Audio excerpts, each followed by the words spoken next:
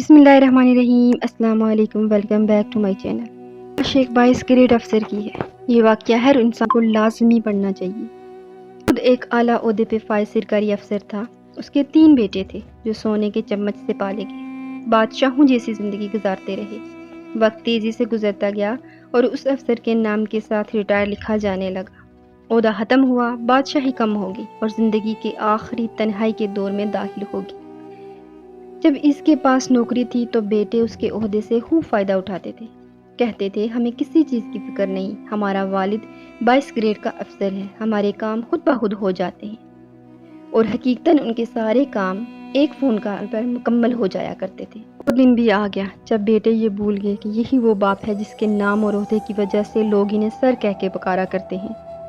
बाप किसी बीमारी के बाइस चलने फिरने से माजूर हो गया और बोलने की ताकत भी कम हो गई। बेटे कहने लगे कि अब तो वालिद की कमज़ोरी हमारे लिए अजाब बन गई है।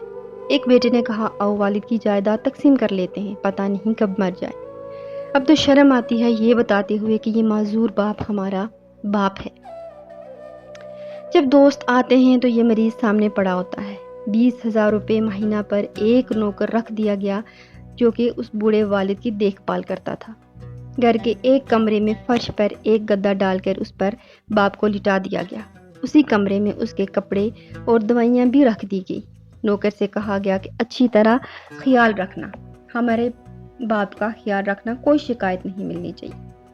बेटों की शादियाँ हो गई। बाप पूरी तरह दुनिया से कट के एक कमरे में कैद हो गया। कभी उसके पीछे नौकरों और मुलाजमों की लाइनें लगा करती थी।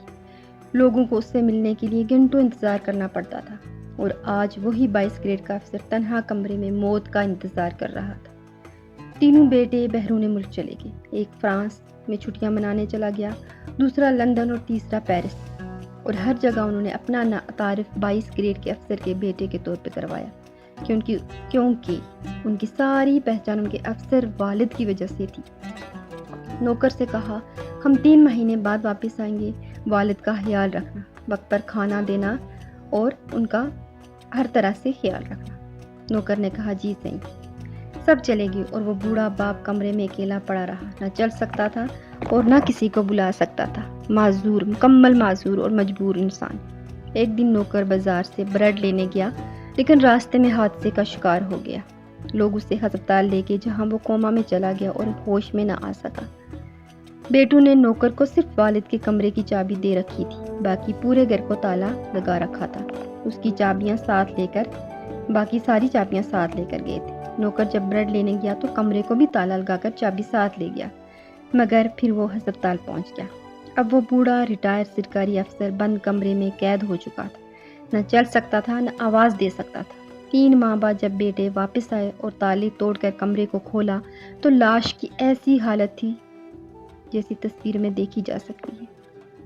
सोचे एक इंसान किस कदर तकलीफ में मौत तक पहुंचा होगा।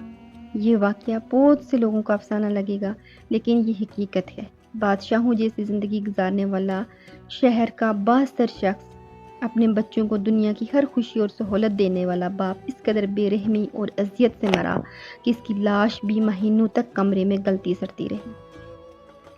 दुनिया की चमक दमक और सरगर्मियों में ये कि आपको अपनी औलाद की तरबियत भी करनी है।